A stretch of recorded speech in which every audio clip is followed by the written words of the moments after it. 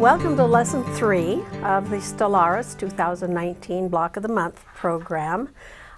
Today we're going to have a new technique. We're going to be talking about working with border prints and how to make the most use of the border print with the least amount of waste. We're also going to show you, or I'm going to show you, how you can join 3 points to get a nice sharp point every time. So let's first just start with the border print. As always, you should read your pattern thoroughly because that's where you will get most of all of your cutting instructions and all of the instructions. If you read it through, then the video lessons are to help you understand better what we're doing. But if you look at the block, we've got the 7 blocks. The one in the center, remember, has a different background than the 6 surrounding it. And if you take a close look at this, or whatever, every single star has a different configuration of the way the star points are. There are no two exactly the same, and that's part of the fun of doing it, and also part of how you're going to get away with not wasting a lot of fabric. So let me just start off by talking about the border print in general.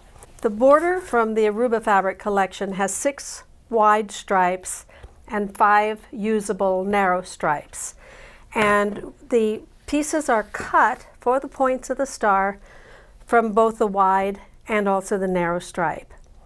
Now, just to help you understand this, read the instructions carefully about what to do. This one has 6 wide stripes, but if you're using one of the other 2 kits that has the Casablanca border, your instructions will be a little different about how to cut that border print because it's only got 5 repeats of the wide stripe. So that will be posted on our Stellaris Block of the Month landing page on the website. So you can get those instructions if you have a border print that uses 5 instead of 6 wide stripes.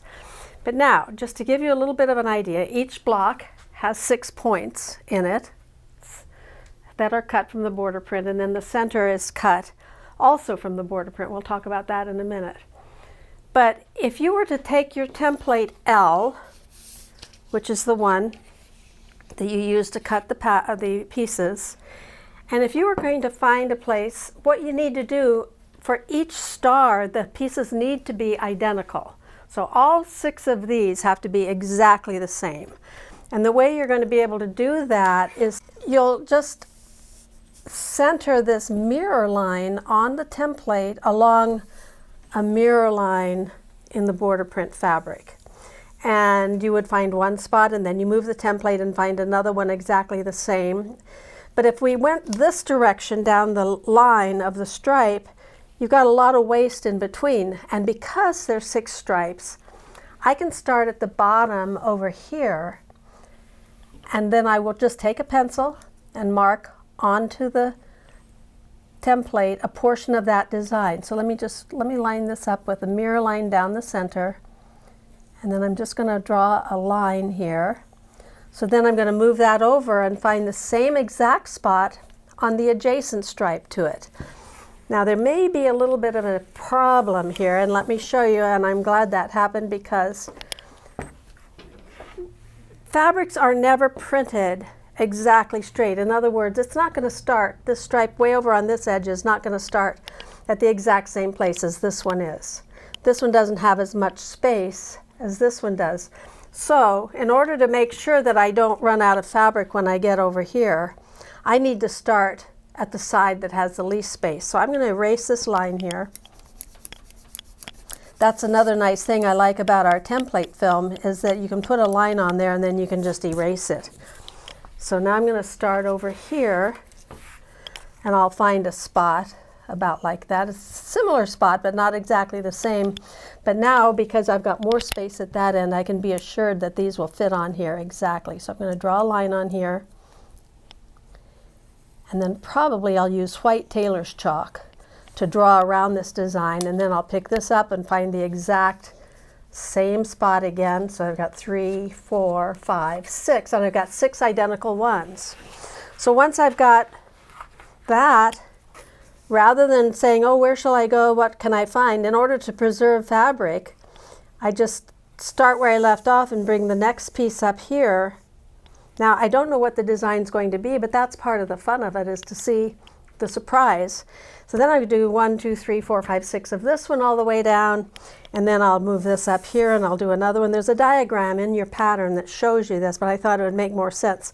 So you get your 6 straight across, not in the same line coming up and down. You can also, it's up to you where you want to do it, but there's plenty of narrow stripe where you can cut them from the narrow stripe as well. And in this quilt, the narrow stripe was used in the very center block, the one with the different background fabric.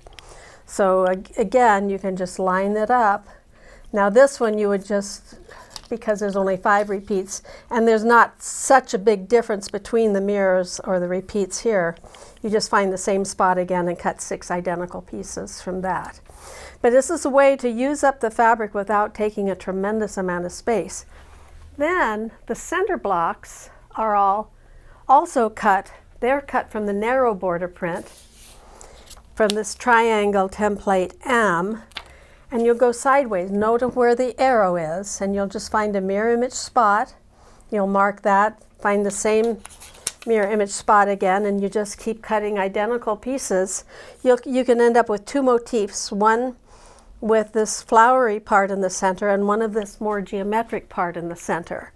That's the way to cut these pieces, and you're going to be cutting 7 sets of triangles from template L. And it's best, some of them are going to be very similar to each other. So once you get the 7 that are exactly the same, pin them together so they don't get mixed up with each other. And then you get the next one and you pin it together and so forth. And then you're ready to start in on your block. So just be sure to put aside your 81 inches. If you're, as I said again, if you're using a stripe with 5 repeats, follow the instructions that came with that kit, or look on our website. There should be that same landing page in there for your reference. But with that in mind, just have fun cutting those out. And now I'm going to show you how you build our unit. The last time we made all of these units, 36 of them with a 1 background fabric, 6 of them with a different background fabric, and now we're going to make those units just a little bit bigger, and that's going to involve doing 3 points. I'm going to show you how you join 3 points, and I've chosen some fabrics that are in sharp contrast to each other so you can see how that's done, and this will be just a little bit of a sewing lesson. When I'm sewing 2 such different colored patches together, I always select the thread of the darker of the 2 colors because your stitches are less apt to show. So I'm choosing this dark burgundy. Now I'll take a length of thread, usually not much more than about 20 inches. I'll cut it at a sharp angle, makes it easier to go through the needle. If you moisten the end of it just a little bit and have that sharp angle, it should go just right through the needle.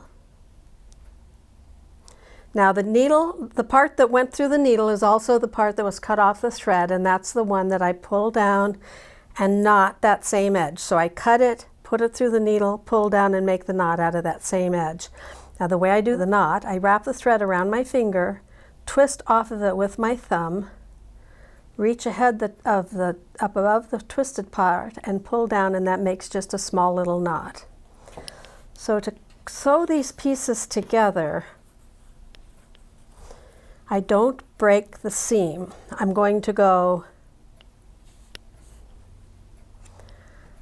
start at the base, go towards the point where the 3 pieces will meet. Don't break the thread, pick up the next piece and cut down the next side. I've marked the dots. You saw earlier how I showed you to mark the dots using either a perfect piecer or putting holes in your template with a 1/16 inch hole punch. Some way, those dots are where you're going to start and stop your stitching. Now as I go to the center, I'm going to take this. I've marked the dots on the wrong side, so I'm going to put right sides together. And then I'm going to stick a pin in here, and I'm going to come out with the point of the pin right onto the dot. So that's always my clue that I'm going to sew to the dot, because that's also where the pin came out. And then I'm just going to, I've got my knot in my thread.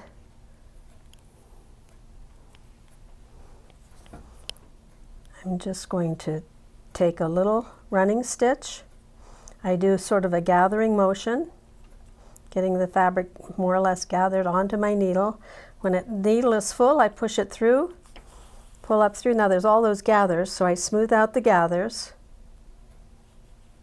And each time I go back down, I take a little back stitch. I go behind that stitch I just did. That helps to anchor the stitches.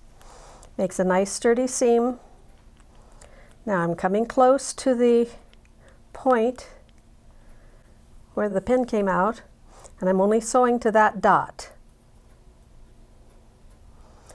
I'm going to go sew right to the dot, and I'll pull the pin out. This is my little trash bag with a magnetic needle minder on it. I use it for all my traveling to piece, or if I'm just sitting and watching TV. Now I come at that dot. Now to make a knot, an ending knot, but I'm not going to cut it off, but I'm going to show you the knot anyway. I'm going to pull this through. Has a loop. I'm pull the thread through the behind the loop to give an extra twist. That just gives an extra little knot right there at the point. Now I'm going to open this out, and I'm going to finger press the seam to my right. And I'm going to take another piece that I've already marked the dots at the intersections. I'm going to line this up exactly, matching the point at that end, matching the point at this end, and I'm going to do the same thing. Take a pin and come out right at the dot. Now line these up again, make sure the points are there. Now I've got the seam allowance pulled to my right, and I'm going to feel with my thumbnail that heavy bulk of all those seams. I haven't broken the thread, it's still here, and I'm going to go right through where that thread came out, the same hole, but this time in on top of my thumbnail. Pull it really tight, and then I'm going to, with all the seam allowances still to the right, I'm going to nestle the needle next to that, push down and under, catching the fabric on the back, and I go down the next side. Smooth out the gathers every time, because you don't want those gathers in your work. And then I'm going to do another little back stitch, make the knot. You come all the way up, and then take the needle around and behind the knot, which gives it an extra, or the loop, gives it an extra little twist and makes a nice fine knot. And then when you open it, this is what you need. If you don't have this, it's not going to work. You want to make sure that that point in the middle is exactly nestled between the other two. It has a nice sharp point, and if I pull on it, you don't get any gap. And now I've got the two halves, because I did the other one earlier, and I will at a later time, I'll show you how you get those 6 points to meet nicely. But that's how you get 3 points, no matter what 3 points you're joining. Now let me just give you another example with 3 points. You don't see it as readily because of the busyness of the design, but this is going to go here, and another piece is going to go here. So once again, we're going to do the same thing. We'll start at this end, go up towards the dot, don't break the thread, pick up the next piece and come down the next side. Now here again, I'm going to pin and pull it out right where the dot would be. As I approach the spot, I pull all the seam allowances to the left. They're not on top of this because I've got the border print piece on top, but I don't want to sew the seam down, so I'm going to pull those seams to my left as I get closer. I'm going to go beyond the seam, take a little bit of an extra chunk and pull back till I can feel it just snap off of that seam. I'm going to pull this up. Do another back stitch. I'm going to go beyond the seam of all the bulk of the seams, pull it back. You can actually see I even heard it snap off. I don't know if you heard that snap. Now I'm going to pull all the seam allowances to my right, push against the bulk of the seam, and come down here to the point. This is the first of our 3 points. Now just as I did on the piece with those more high contrast fabrics, I'm going to go right to the dot, which is harder for you to see on here because of the print of the fabric. I'm going to do a little back stitch. I'm going to take the next piece, just the same way I did the 3 points with the plainer fabrics. I'll put this on top, line up, make sure that dot matches right to where the seam is. I'm going to come over here on this side. I'm just going to take a couple of stitches to anchor this because I didn't want to really let go of it. And now I'm just going to go ahead down here and pin it the rest of the way and continue that seam. I'll do the same thing when I get to this seam, pulling it to one side and then to the right. I'm not going to finish that for you because I've got one here that is complete. And you can see how you don't get any gap and you still have these three pieces meeting nicely at the point. So for the Stellaris quilt, you're going to need 2 of these for each block. Again, keep the like ones together, the star points, keep them pinned together as a set so you don't get them mixed up with some of the others. Now, if you're going to do this by the sewing machine, it's similar, except this time you'll be sewing across the points. You would line this point up here. Still, you line the dots up just the same way, but you would sew with your sewing machine starting at this dot up here going towards the point.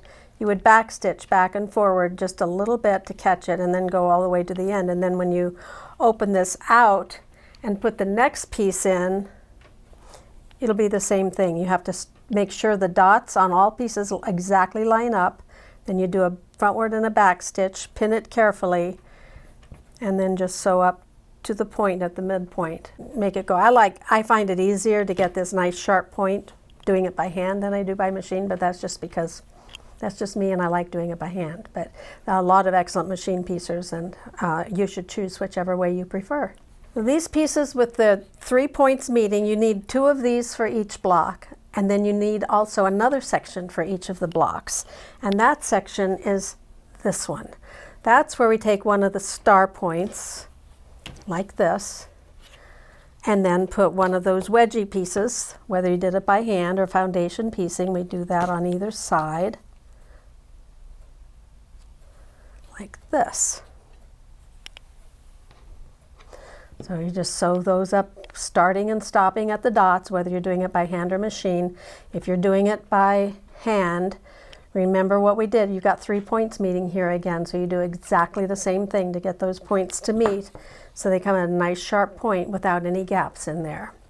So the homework for next time is to do 2 of these for each block and 2 of these for each block, and then come back.